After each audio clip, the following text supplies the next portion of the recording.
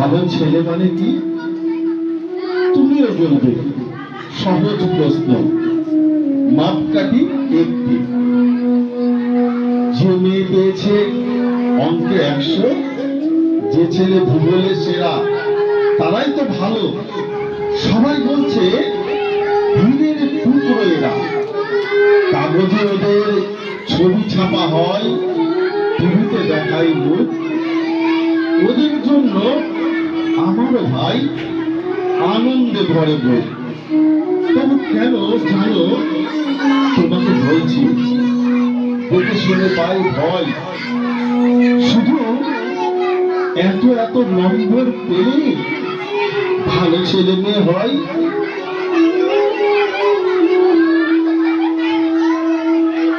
আচ্ছা ধরো না, যে মেয়ে পেয়েছে অঙ্কে অনেক কম, ওর গান শুনে মুগ্ধ সভায় হাততালি হরদম।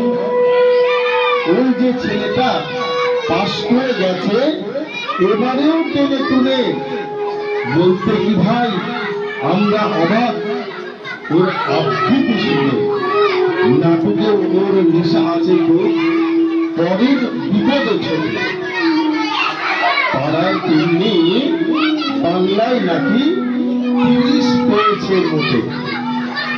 কিন্তু মেয়েটা খেলাধুলাতে 10খানা গায়ে নামে।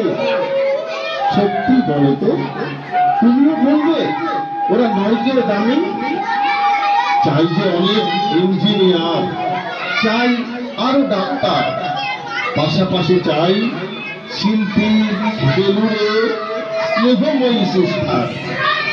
কম নম্বর পাওয়া ছেলেটাই কারিগর বলে আজ চেষ্টা করতে ওর হাতে দেখো কত দরকারি কাজ। পরের দুঃখে কাতর যে মেয়ে মুক্তি করেছে কালো, কম নম্বর পেয়েছে বলে কি বলবে না ওকে ভালো? অভাবের টানে কলেজ করেনি, ছোট দরমার বাড়ি, তবুও ছেলেটা ভাড়াতে চালায়।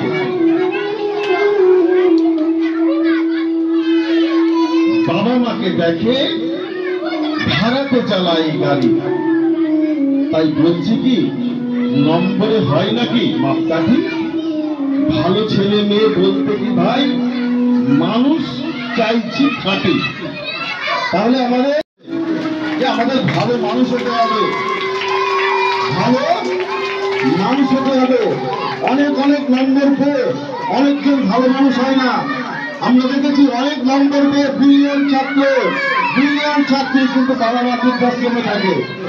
তাই মানুষ হিসেবে বড় হতে হবে। প্রত্যেক জিনিসের মূল্য আছে। যারা খেলাধুলার প্রতি নেশা আছে তারা খেলাধুলা করে নিজেকে অনেক বড় জায়গায় নিয়ে যেতে পারবে। যারা